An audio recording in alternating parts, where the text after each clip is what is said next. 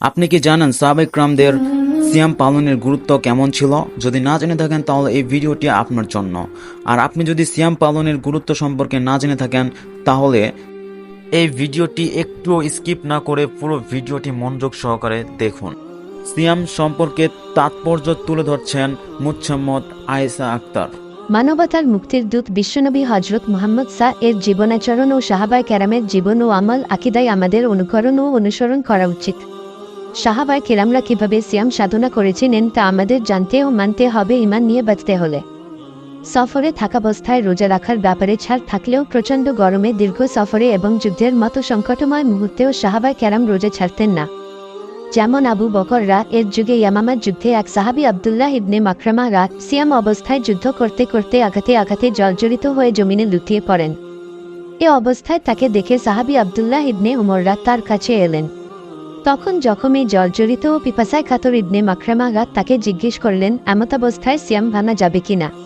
তিনি বললেন, হ্যাঁ। তখন ইবনে মাকরামা বললেন, তাহলে ভাই, পিয়ালায় করে একটু পানি এনে দাও। ইবনে উমর গেলেন এবং একটি হাউজ থেকে পানি চামড়ার মশকে ভরলেন। অতঃপর পানি নিয়ে তিনি যখন এলেন তখন ইবনে মাকরামা শেষ নিঃশ্বাস ত্যাগ করেছেন। তারিখে বুখারী ইসা বা তৃতীয় খণ্ড পৃষ্ঠা -266। আর এক সাহাবী ইবনে আবু হায়াহ আহমাসিরা একদিন রোজা রেখে যুদ্ধের মাঠে লড়াই করছিলেন। লড়াই করতে করতে তিনি আঘাতে ক্ষতবিক্ষত হয়ে পড়লেন। তার সঙ্গীরা তাকে নিজেদের জায়গায় নিয়ে এলেন। অতঃপর তারা তাকে পানি পান করতে দিলেন, কিন্তু রোজা ভেঙে যাবে বলে তিনি তা পান করলেন না। কিছুক্ষণ পর তিনি ইন্তেকাল করে চলে গেলেন তার কাছে, যার জন্য তিনি রোজা রেখেছিলেন। ইসা বাহফি মারিফাতিস শাহ পা উমর যখন তার শহীদ হওয়ার খবর শুনলেন তখন বললেন, তিনি দুনিয়ার বিনিময়ে আখিরাতকে ক্রয় করে নিয়েছেন। হায়, আমার ভোজনবিলাসী ও রোজা তাকারি ভাইয়েরা এখান থেকে কোনো শিক্ষা নেবেন কি? মজুদদার, জুলুমবাজ ও অবৈধ পথে রোজগারকারী আপনাদের ত্যাগ, ধৈর্য, সাম্য, সংযম ও আত্মশুদ্ধি অর্জনের এ মাসে কোনো সুমতি হবে কি? বিশিষ্ট হাদিস বিশারদ হাফেজ ইমাম জাহাবিরও বলেন, যে ব্যক্তি বিনা অসুখে রমজানের সিয়াম ছেড়ে দেয় তার ইসলাম সম্পর্কে বরং সন্দেহ আছে। লোকেরা তাকে জিন্দিক মনে করে। ফিকহুস সুন্নাহ প্রথম খণ্ড পৃষ্ঠা -434।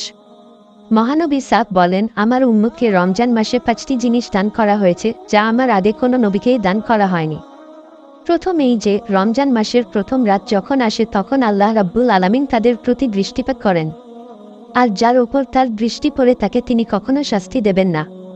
দ্বিতীয় হল তাদের মুখের গন্ধ আল্লাহর কাছে মেশকের সুবাসের চেয়ে সুগন্ধ। তৃতীয় হল ফেরেশতারা তাদের জন্য প্রত্যেক দিন ক্ষমা প্রার্থনা করতে থাকে। চতুর্থ হল আল্লাহ সুবহানাহু তাআলা জান্নাতকে নির্দেশ দিয়ে বলেন, তুমি আমার বান্দাদের জন্য তৈরি হও এবং সজ্জিত হও। অতি শিগগিরই তারা দুনিয়ার ক্লান্তি থেকে আমার ঘরে ও আমার সম্মানে স্বস্তি চাইবে। পঞ্চম হল যখন শেষ রাত আসে তখন তাদেরকে ক্ষমা করে দেয়া হয়। একজন সাহাবী জিজ্ঞেস করলেন, এটা কি শবে কদরের রাত?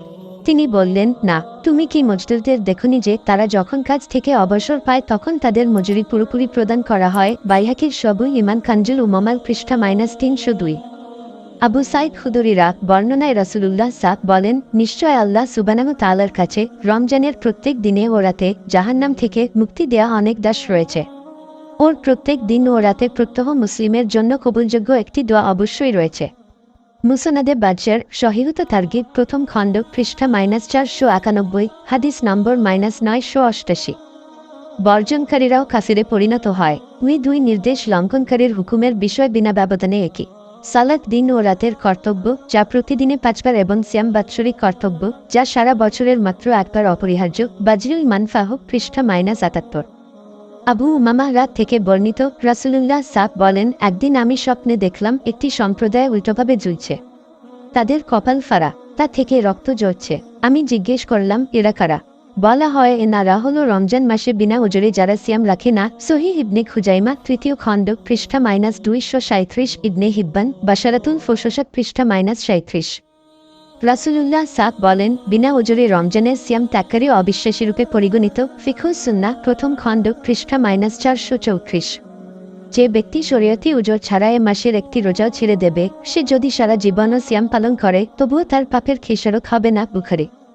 উল্লিখিত আলোচনা থেকে প্রতীয়মান হয় যে রোজার তাৎপর্য বা গুরুত্ব অনেক। আমাদের সৌভাগ্য যে আমাদের জন্যই 1 মাসব্যাপী রোজা ফরজ করা হয়েছে।